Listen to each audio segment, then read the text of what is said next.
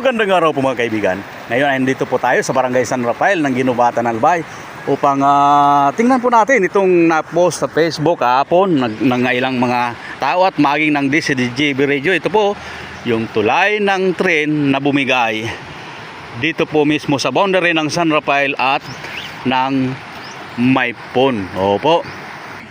Andito na po tayo sa ibabaw ng tulay at tingnan po natin. Ito po ay kailan lang ay ni-repair at sa katunayan regular na po yung biyahe rito ng mga ng tren, kaso yung mga lumang bagon pa lang yung pinagagana. Karamihan po sa mga trabisa ay pinalitan at ito pong mismong tulay na ito ay bagong repair. Kaya kung sa tansya po natin, kasi lahat naman ng project ng gobyerno ay mayroong retention, ay maaari pa po itong balikan ng kontraktor dahil kung hindi pa naman nare-release yung retention, dahil isang taon po ang isang retention ng project bago po ito ma-release. Ito po, tumagilid na. Hindi po natin i-attempt na tumawid at baka ma-trigger yung kunting bigat natin, tuluyang mabuwal yung tulay, puro bakal po naman to.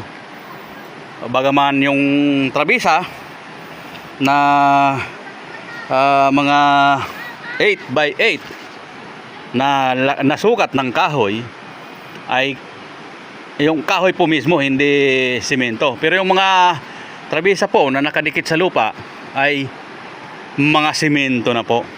Opo. At kasi nasa ibabaw tayong tulay, subukan naman natin na puntahan yung ilalim. Opo. Okay, andito na po tayo sa ilalim ng tulay, sa ilog mismo. Ang tulay po nito ng tren ay may dalawang poste.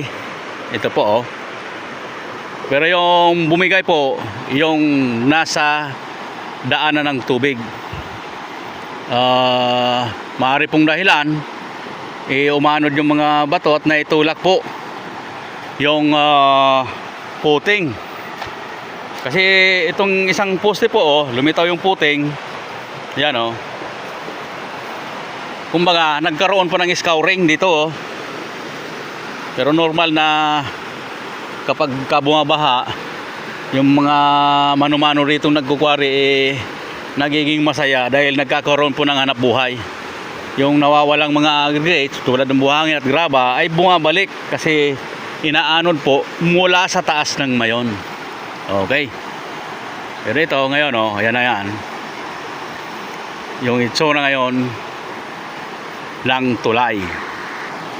Bahagi po ito sa mga ni-repair ng national government. Subalit ito pong poste mismo ay napakatagal na po nito.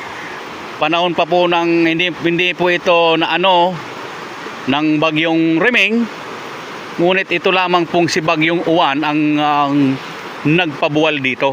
Ibig sabihin po, yung mga taga rito ay mahigit 30 taon na po raw itong tulay na ito mula nang i-construct dito po sa porsyon ng San Rafael Maypon area ng Ginubatan. Okay po. Gusto ko po sanang tawirin itong ilog na to, pero hindi po ako sigurado, susubukan ko lang. Actually, delikado po ito sa mga oras na ito kasi yung ulan nagbabadya pa rin. Na ang ulan na yan, kahit hindi umulan dito sa lugar na ito, pag umulan sa may paanan ng mayon, ay nagkakaroon po rito ng pagbaha sa baba. Okay. Mayroon pong portion na medyo malalim, yung doon sa may flood control dike. At wala tayong guide. Baka hindi na po natin ituloy ang pagtawid. Pero yan na po yung nangyari sa tulay ng release dito po sa barangay na ito ng Ginubatan. Okay. Medyo rin bagya pong naapektuhan yung ginagawa ritong flood control dike. Ayan kasi inanod po yung portion na yan. Actually mga deposito naman po yan galing sa mayon. Kaya't madali po siyang ianod kapag umulan. Yan, kung makikita po ninyo, tumagilid po ang pinakang puting ng poste. Hindi mo naman po natin sinasabing walang pilote yan, pero yung karaniwan naman ko normal po sa isang tulay kapag ginawa ay mayroon pong pilote. Pero ngayon nakatigilid po yan yung puting ng isang poste ng tulay ng Riles dito po sa aming bayan. Okay po mga kaibigan, maraming salamat po at magandang araw po sa lahat.